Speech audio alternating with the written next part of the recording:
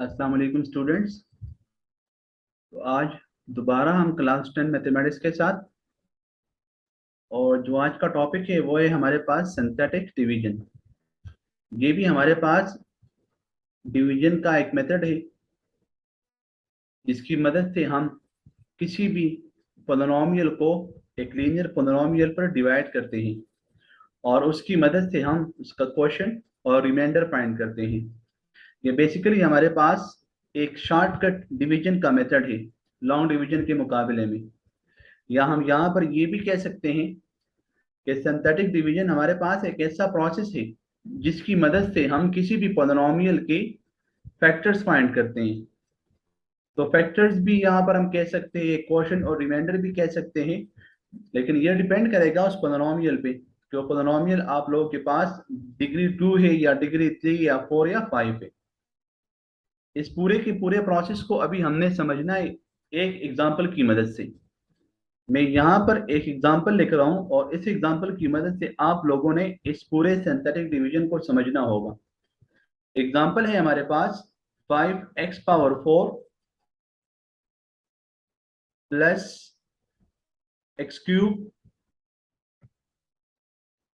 Minus 3x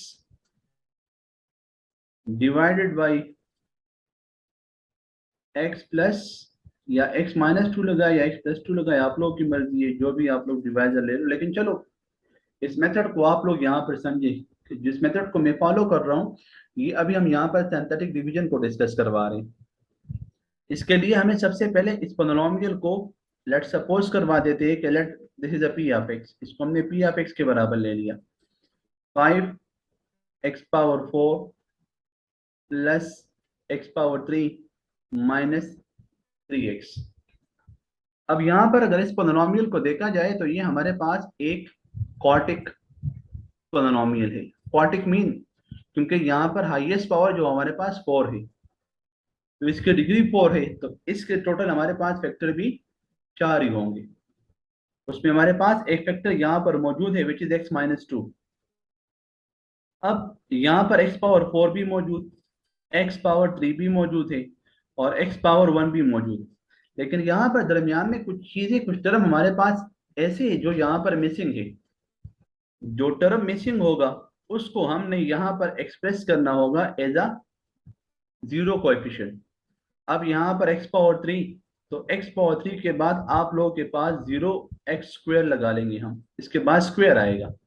अब x⁴ मौजूद है तो उसको हम अपनी जगह पर लिखवा देते हैं, लेकिन उसके बाद कांस्टेंट टर्म हमारे पास नहीं है तो उसको भी हम यहाँ पर मेंशन करवा देते हैं as a zero coefficient. x⁴ mean 1 और यहाँ पर हमने उसको मेंशन करवा दिया एज अ जीरो कोएफिशिएंट।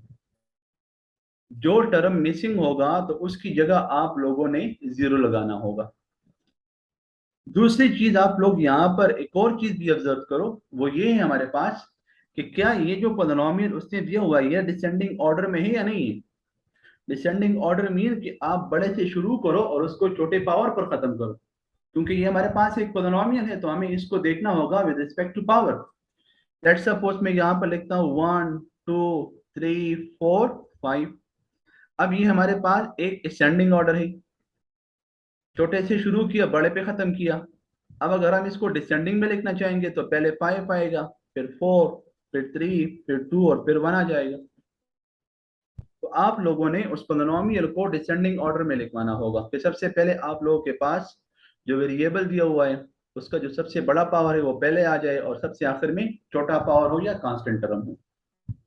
दूसरी चीज यहाँ पर जो उसने हमें यहाँ पर वो डिवाइजर दे दिया, वो डिवाइजर हमारे पास है x-2। तो x-2 को हम यहाँ पर लिखवा देते हैं x-2 is equal to 0 by zero factor property. तो x की वैल्यू यहाँ पर बन जाएगी 2। या हम यहाँ पर ये भी कह सकते हैं कि हम इस डिवाइजर को जनरली हम इसको x माइनस ए से कंपेयर करवा लेते हैं। जनरली हमारे पास सिंथेटिक डिवीजन में हम डिवाइजर को x माइनस ए से रिप्रेजेंट करवाते हैं। अब अगर हम यहाँ से इस a की वैल्यू को फाइंड करना चाहें तो यहाँ पर भी x, यहाँ पर भी x, तो ये बन जाएगा x minus a minus x is equal to minus 2। x और x कैंसिल हो जाएगा तो इधर आ जाएगा minus a is equal to minus 2 minus minus cancel और a की वैल्यू यहाँ पर आ जाएगी 2। तो a इज इक्वल टू 2 ये हमारे पास इसका पहला डिवाइजर होगा। लेकिन ये आसान तरीका है कि आप लोगों के पास जो डिवाइजर उसने दिया हुआ है आप उसको जीरो के बराबर ले लो और वहां से आप x की वैल्यू फाइंड करो और x की वैल्यू फाइंड करने के बाद आप उसको फिर डिवाइड करो। अब इसके बाद हम इस सिंथेटिक डिवीजन को प्रॉपरली डिस्क्राइब करवाते हैं ऐसे एग्जांपल की मदद से। अब यहाँ पर आप लोग एक ऐसा डायग्राम बनाओगे जिस तरह मैं बना रहा हूं। अब इसका डिवाइजर हमारे पास यहाँ पर 2 है। अब आप लोगों ने यहाँ पर जितने भी आप लोगों के पास कोएफिशिएंट है वो सारे आप लोग यहाँ पर लिखवाओ तरतीब से। पहले 5,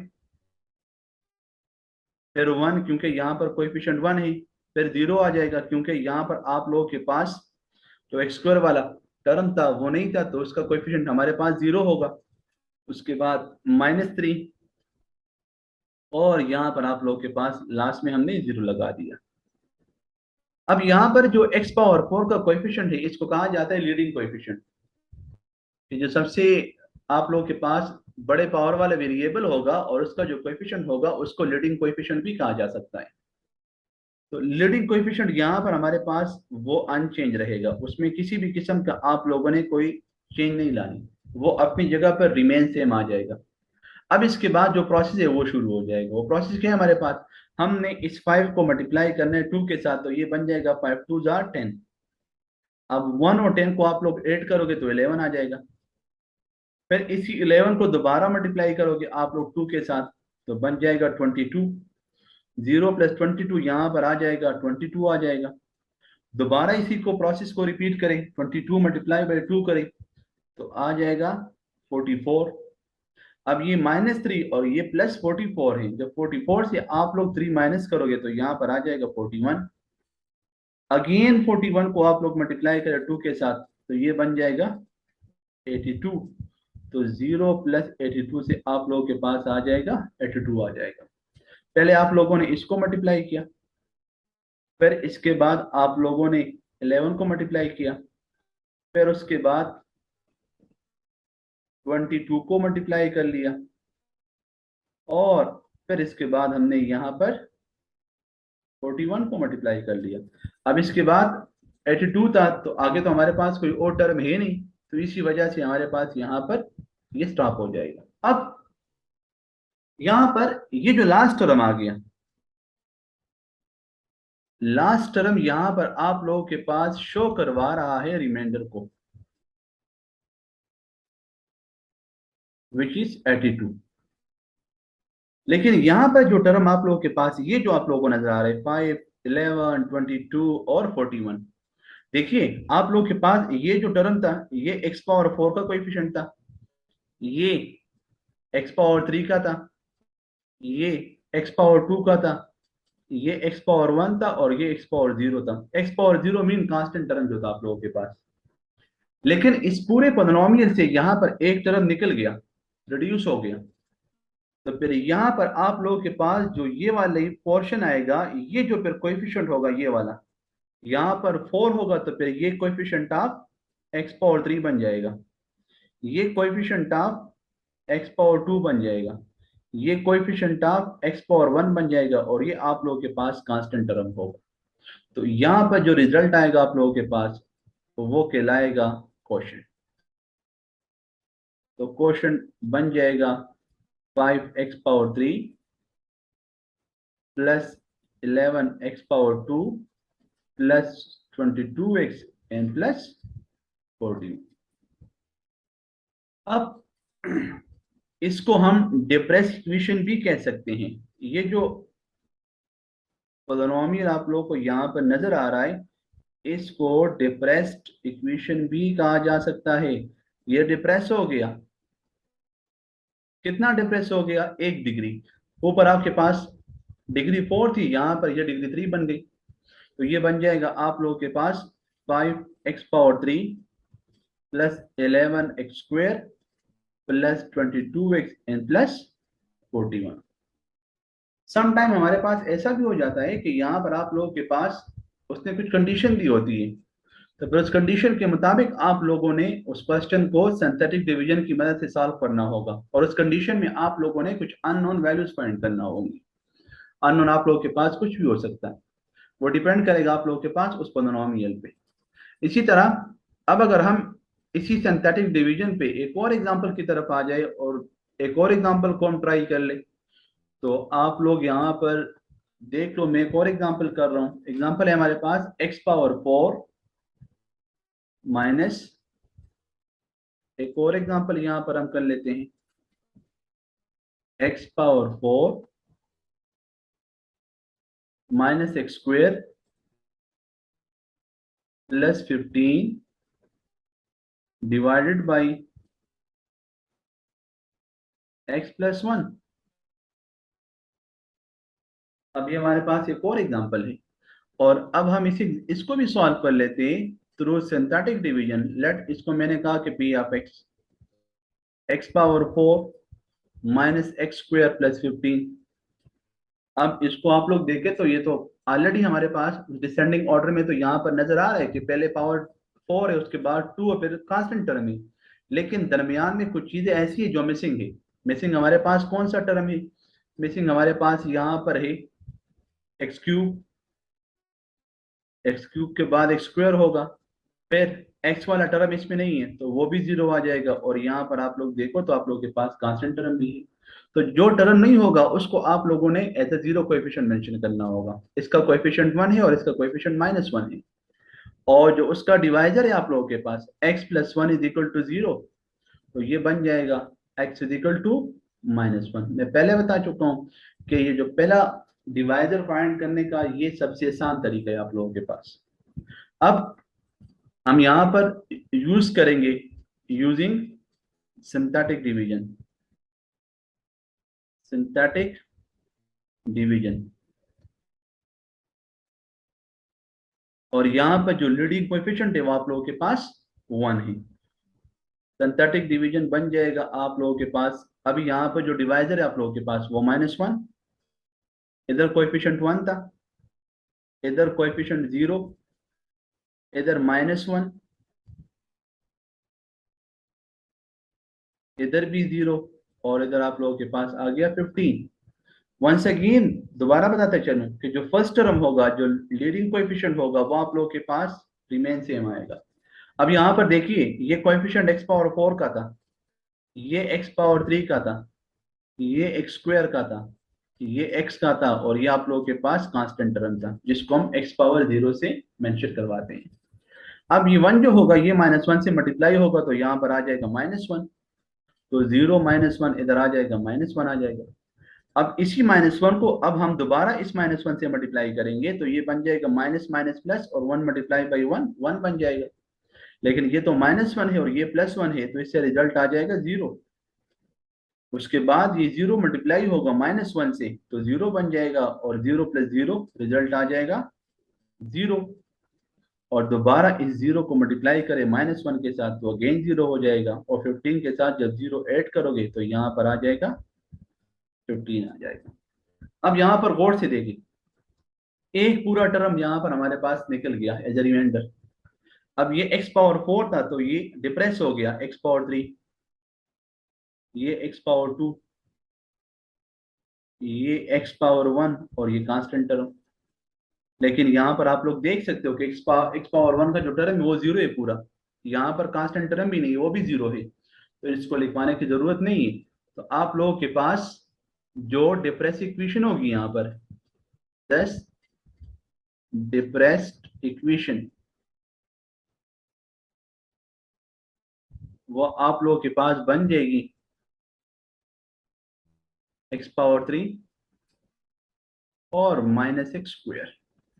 क्योंकि यहाँ पर आप लोग के पास -1 है तो यहाँ पर 1 लगाए या न लगाए इस पे कुछ फर्क नहीं पड़ता। या आप लोग इसको क्वेश्चन भी कह सकते हो, क्वेश्चन भी आप लोग इसको लिखवा सकते हो। और ये जो टर्म होगा ये आप लोगों के पास होगा रिमाइंडर, और रिमाइंडर आप लोगों के पास आ गया 50। अभी आप लोगों को मैं यहाँ पर ये क्वेश्चन लॉन्ग डिवीजन मेथड से भी समझा देता हूँ। आप लोग यहाँ पर इसको देखिए, मैं इसको डिवाइड कर रहा हूँ, एक्स पावर फोर को x power four minus x square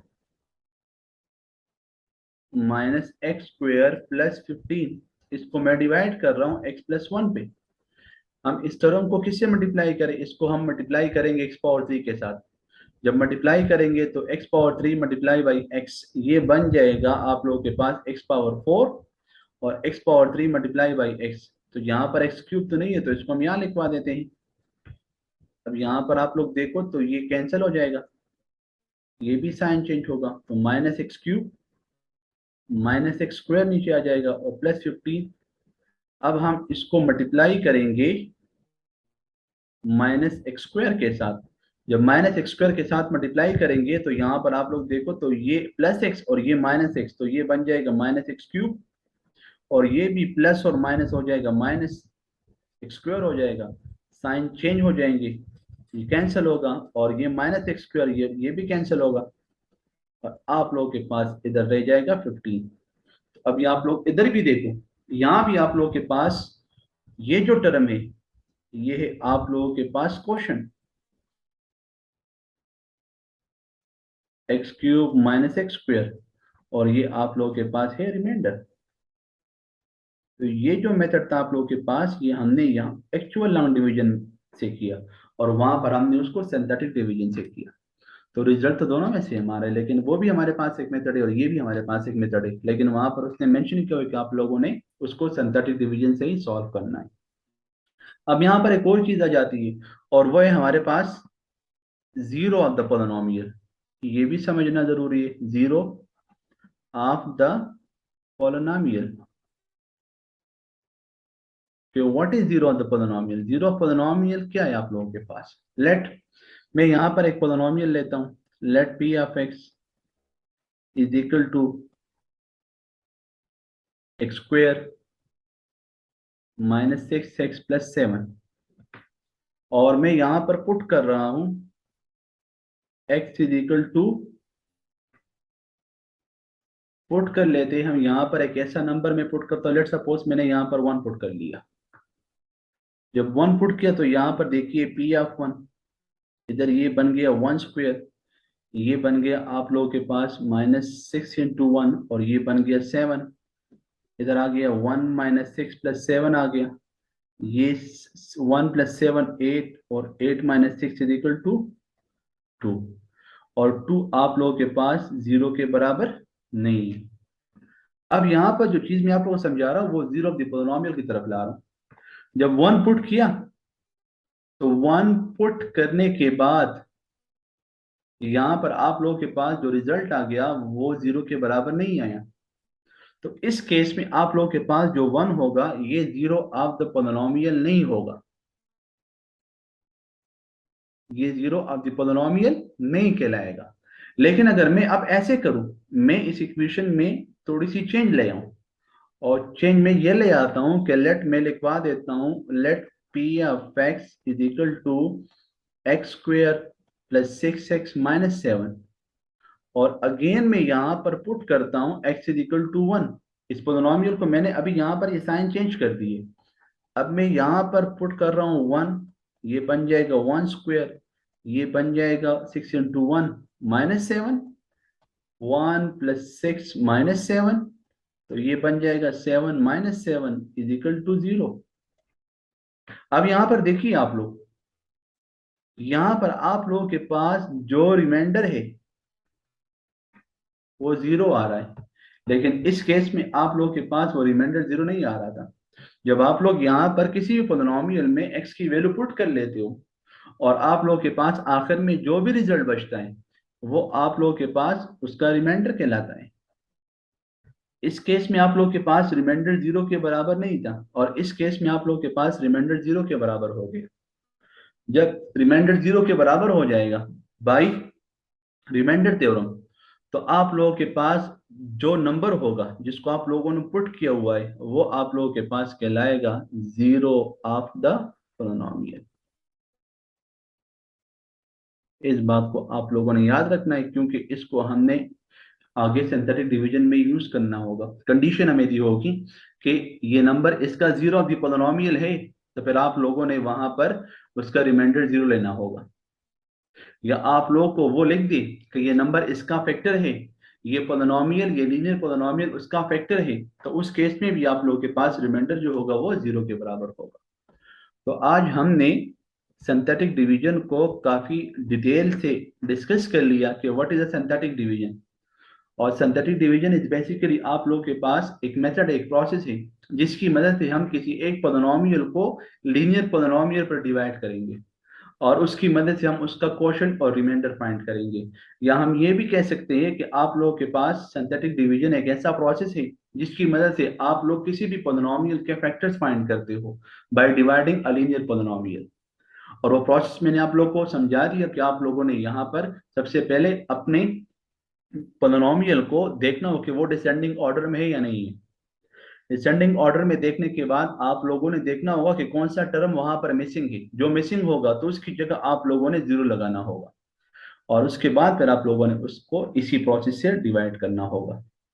उम्मीद है स्टूडेंट्स आप लोगों को ये सिंथेटिक डिवीजन समझ आया होगा। इंशाल्लाह अगले लेक्चर में हम कोशिश करेंगे कि हम इस पर कुछ मजीद डिफरेंट किस्म के क्वेश्चन सॉल्व करें विद सम कंडीशन, जहां पर आप लोगों के पास कंडीशन भी होगी और उस कंडीशन में आप लोगों ने अननोन वैल्यूज वेरिएबल्स को फाइंड आउट करना होगा।